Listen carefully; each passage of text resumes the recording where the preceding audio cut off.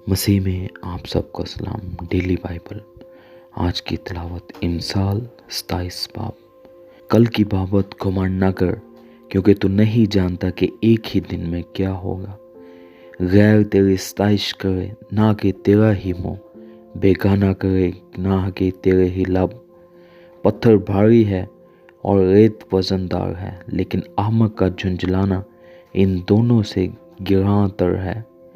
غضب سخت بے رحمی اور قہر سیلاب ہے، لیکن حسد کے سامنے کون کھڑا رہ سکتا ہے؟ چھپی محبت سے کھلی ملامت بہتر ہے۔ جو زخم دوست کے ہاتھ سے لگے پر وفا ہے، لیکن دشمن کی بو سے با افرات ہے۔ آسودہ جان کو شہد کے چھتے سے بھی نفرت ہے، لیکن بھوکے کے لیے ہر ایک کڑوی چیز میٹھی ہے۔ اپنے مکان سے آوارہ انسان اس چڑیا کی مانند ہے جو اپنے آشیانہ سے بھٹک جائے۔ جیسے تیل اور عطر سے دل کو فرحت ہوتی ہے، ویسے ہی دوست کی دلی مشورت شیرینی ہے۔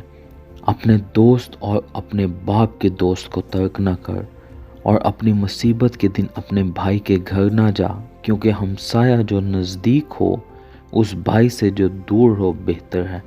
اے میرے بیٹے، دانا بن اور میرے دل کو شاد کر، تاکہ میں اپنے ملامت کرنے والے کو جواب دے سکوں۔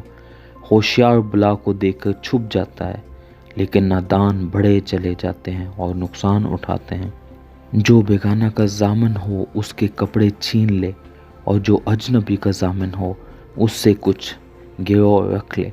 جو صبح سویرے اٹھ کر اپنے دوست کے لیے بلند آواز سے دعائے خیر کرتا ہے، اس کے لیے یہ لعنت محسوب ہوگی۔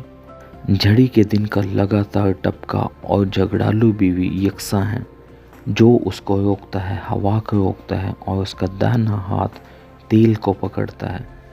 جس طرح لوہا لوہے کو تیز کرتا ہے، اسی طرح آدمی کے دوست کے چہرے کی آب اسی سے ہے۔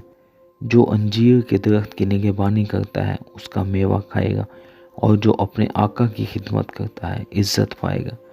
جس طرح پانی میں چہرہ چہرہ سے مشابہ ہے، اسی طرح آدمی کا دل ہے۔